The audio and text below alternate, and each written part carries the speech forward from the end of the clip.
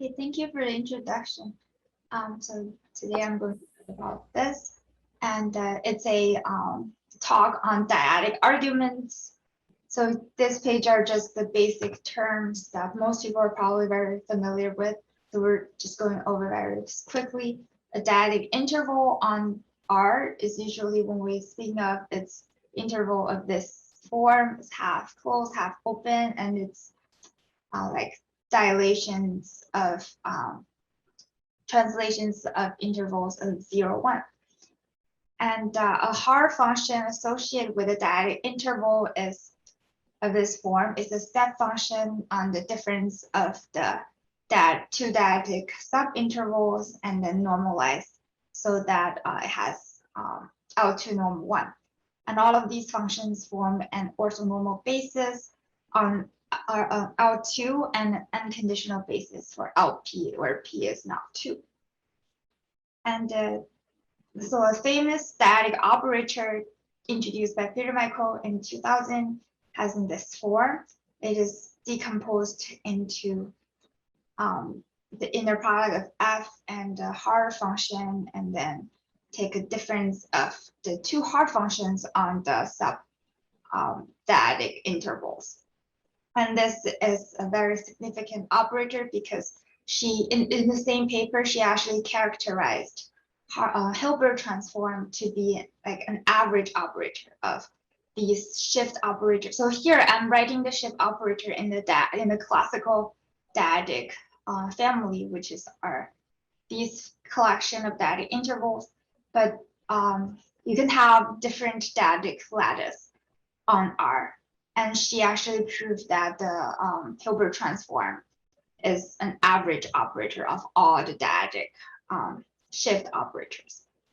So in this talk, we will see a different perspective of viewing the strong PP and weak 1-1 properties of these shift operators by viewing them as Color-Zeigman operators. So this shift operator is an example of what we call a Haar multiplier. And more generally, a Haar multiplier on the real line is a mapping that formally can be expressed as a decomposition of the inner product and the Haar functions. So here we call this function a.xi, defined on this Cartesian product to be the coefficient function associated with this Haar multiplier.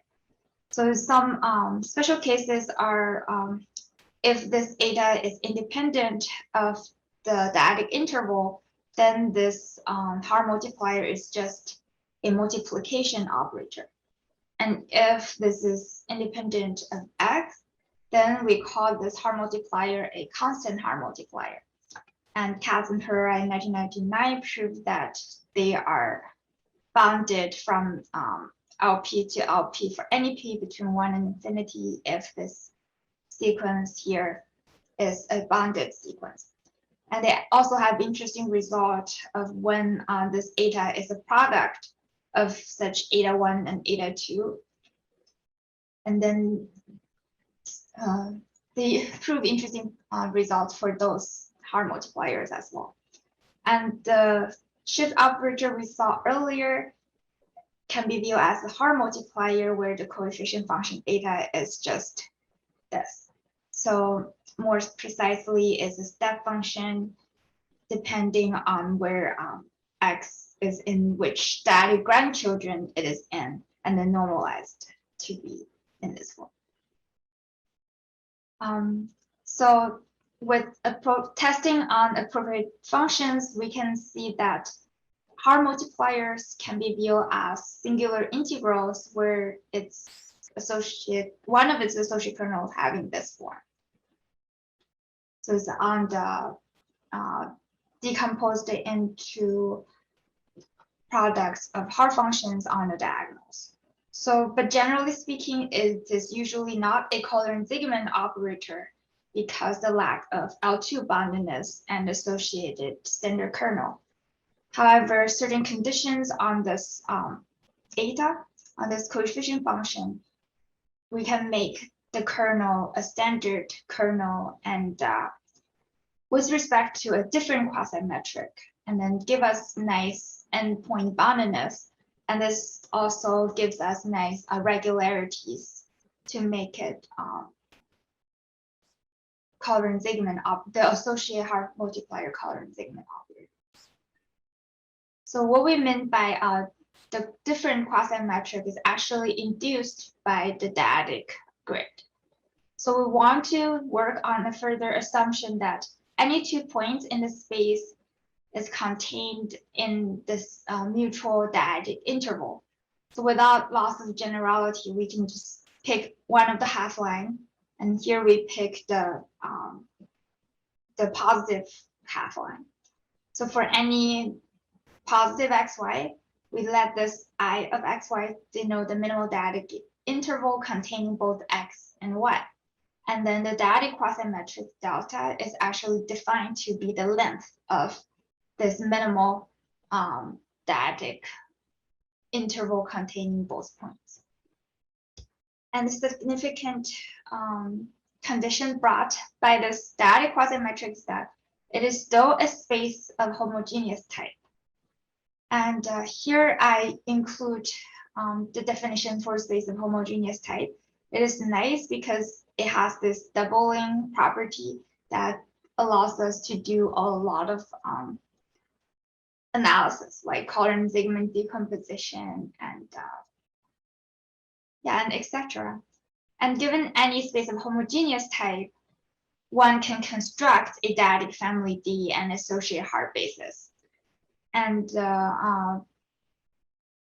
so in the general setting, each dyadic cube will be associated with these many Haar functions. So it's the number of its dyadic children minus 1 Haar functions, and also any space of homogeneous type with a constructed dyadic family can be partitioned into finitely many quadrants.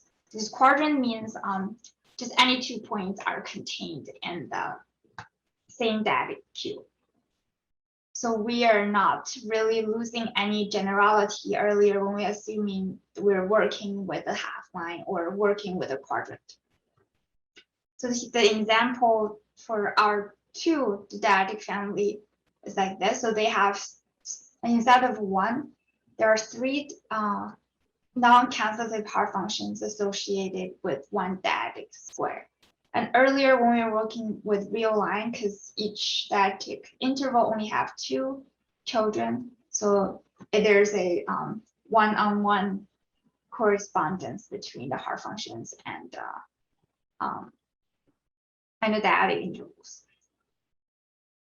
So just bringing in this dyadic quasi-metric, not only we're still working with the space of homogeneous type. Another nice property is that then we will have a nice regularity of these Haar functions. So it's having this that any 2 points, the Haar function, the difference between Haar function on any 2 points is actually bounded by their dyadic quasi-distance over the length of the dyadic interval to the 3 halves. And so here is how we view the strong PB and weak 1-1 properties of the Peter-Michael shift operator. Because as we've seen earlier, when we restricted to the quadrant, those 2 are still space of homogeneous type.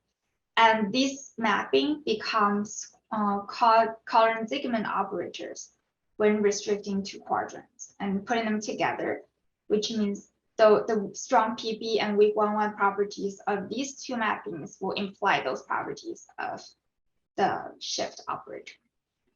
And a more general result is stated like this. It's given by this Argentinian author earlier this year, that if we are working with a space of homogeneous type with a dyadic grid D and associated Haar system H, and we assume that X is a quadrant, Then given these two conditions on the coefficient function, one is that it is uniformly bounded, and the other is that it has this nice smoothness regularity in the x variable. Then the kernel is a standard kernel in the space that with a different measure. So before it was this D, and then now we're looking at the dyadic quasi-metric we defined earlier. So that it's the standard kernel in this new quasi-metric space, and the Haar multiplier T eta associated with this kernel becomes a Colorant-Zigman operator in this new space, and which, as a consequence, it has the strong PP and weak 1-1 property. So our goal is to define bilinear analog of Haar multipliers and develop similar results. So here, just a quick overview of the bilinear Colorant-Zigman series.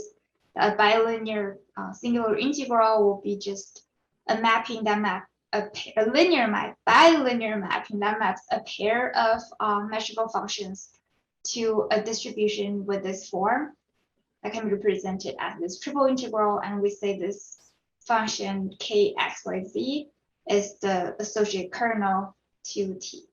And the bilinear Colorant-Zigman operator, similar to the linear case, will be a bilinear singular integral operator that associated with the bilinear standard kernel and has some endpoint boundedness. And by interpolation, the nice property of bilinear Colorant-Zigman operators that they have all the boundedness like in between.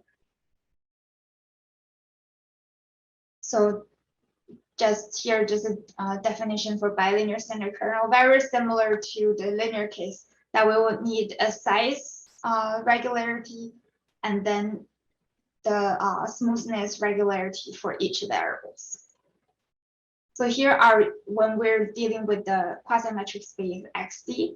When this quasi-metric is the dyadic quasi-metric we were seeing earlier, we can actually simplify these conditions for bilinear standard kernel a little bit, because so here I'm just doing an example on Rn, on the first quadrant of Rn. If we're doing this on any general space of homogeneous type, the argument will be very similar with just a little adaptation. So on Rn, the dyadic cubes will be just the product of dyadic families, dyadic intervals of the same length. And so there are 2n-1 Haar functions associated with a given dyadic cube on Rn. And because this, on each generation, the dyadic cubes just like partitioned Rn. So any two dyadic cubes are either disjoint or one contains the other. So if we have 3 points x, y, z, and qx, is the minimal dyadic cube containing x, y, and qxz is the minimal containing xz, then either qxyz, which is the minimal dyadic cube containing the 3 points, is either it is qxy or it is qxz. So that we have this nice property that this so here this is just the sum of the dyadic quasi-distance between x and y, right? So that these and the size of the dyadic cube that containing x, y, z is comparable. And similarly, we have the nice property for the other condition as well. So just that if we're working with the dyadic quasi-metric, then those 3 conditions for being a standard bilinear kernel can be simplified as this. That the condition we want is that whenever these 4 points are contained in the same dyadic cube, then the boundedness. Yeah, is there any question? I don't think so. I think it's the sound coming from your microphone. Okay, no problem. Yeah, just stop me at any time, like if there's any questions. So that like we draw the motivations, like intuitions of defining a bilinear Haar multiplier from looking at the product of two our two functions, where we decompose them in the orthonormal basis of Haar systems.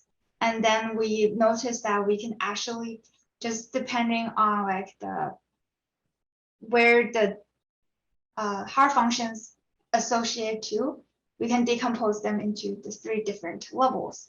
And we let these 3 different forms to be the bilinear Haar multiplier to be one of these 3 forms.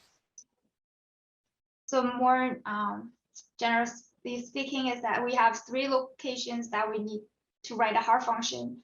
We force exactly one location to be the non-cancellative one, and the other 2 to be the cancellative one. And this definition actually makes sense in the literature, because in 2017, these authors has defined a cancellative bilinear shift operator having this form, where they specify that these 3 Haar functions, at least one of them has to be cancellative. So that if exactly 2 of them are cancellative, and we force this I equals to j equals k equals 0, then these cancellative bilinear shift will be a bilinear Haar multiplier we define on this page. And they proved that just using square functions and the dyadic maximal function, they proved that these cancellative bilinear shifts are bounded from LP cross L2 to LR for any PQR satisfying this property. And notice, so when we're talking about those S0, 0, 0s, these can be viewed as bilinear Haar multipliers where the coefficient functions are independent of x. So those bilinear shifts can serve as a nice analog of the constant Haar multiplier in the linear case. So, and if we're viewing them as bilinear singular integral operators, because they have the same kernels, just need to permute the variables a little bit, but they do have the same kernels.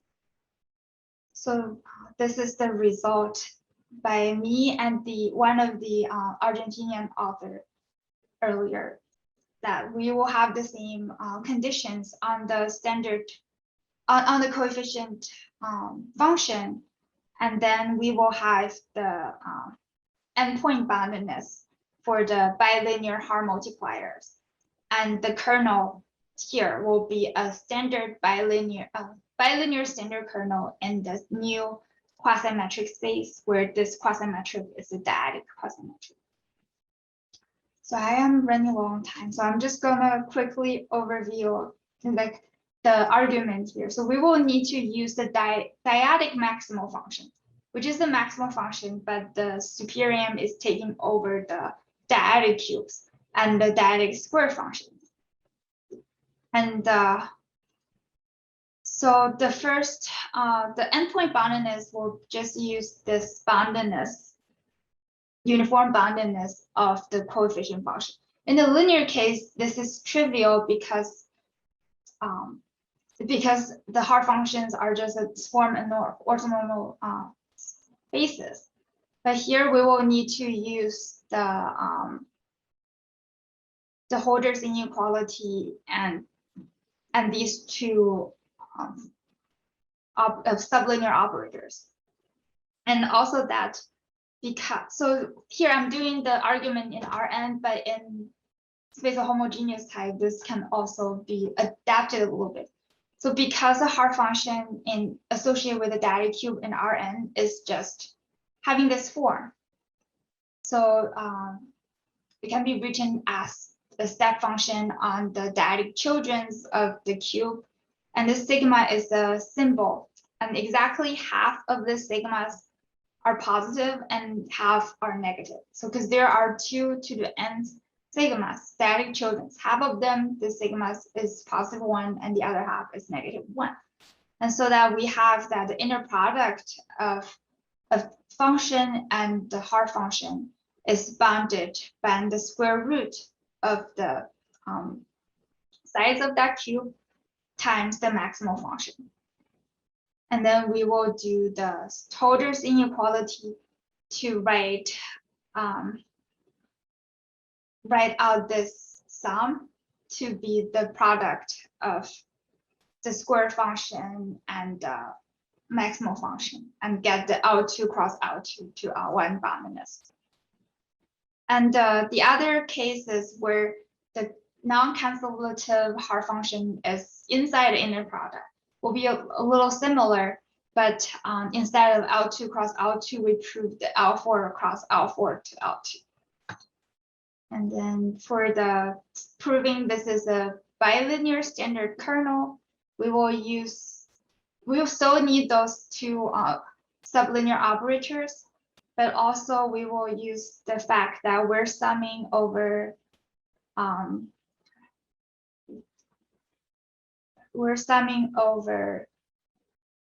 a geometric tower of this QXYZ, because this QXYZ are the same as the QX prime YZ, and we're summing over all the cubes containing these. This is a geometric